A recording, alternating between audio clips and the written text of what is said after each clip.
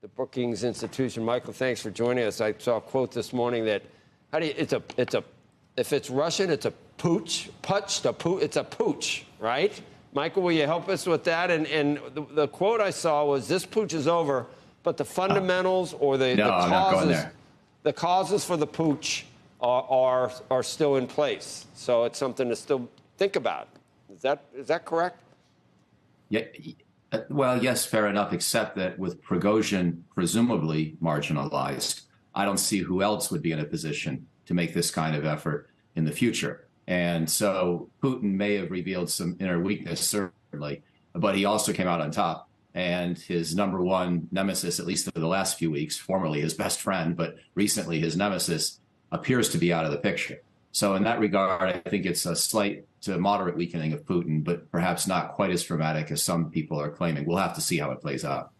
How much would, if he was really in trouble or in danger of being ousted, the kind of Russia we would be looking at that point, is that what we want? I mean, on face value, it's like, this guy's been bad news for a while, but would his successor, or would that situation be even more dangerous for the United States and the West?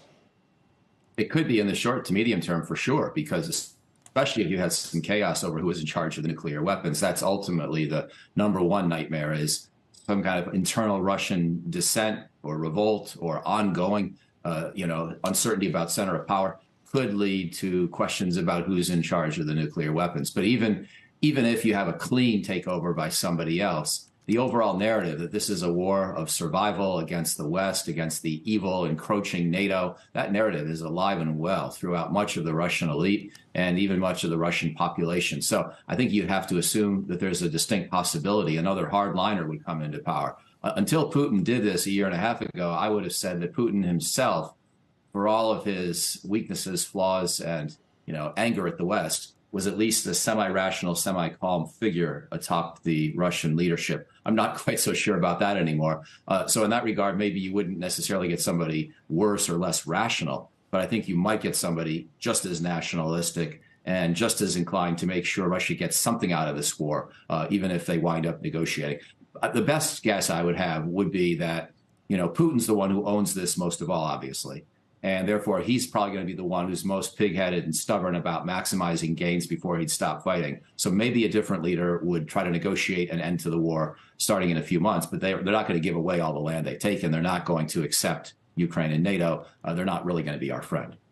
I mean, eventually there's another winter coming. How bad is it for Russian troops right now? I mean, is that part of what drove this? Do you think a real concern for how the war is going?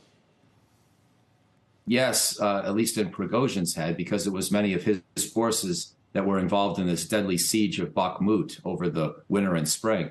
The main reason why that effort was so deadly is because the Russians used this sort of cannon fodder of these prison inmates and other recruits to simply expose themselves and try to run across open terrain and grab a kilometer here, a kilometer there, very evocative of World War I, even more than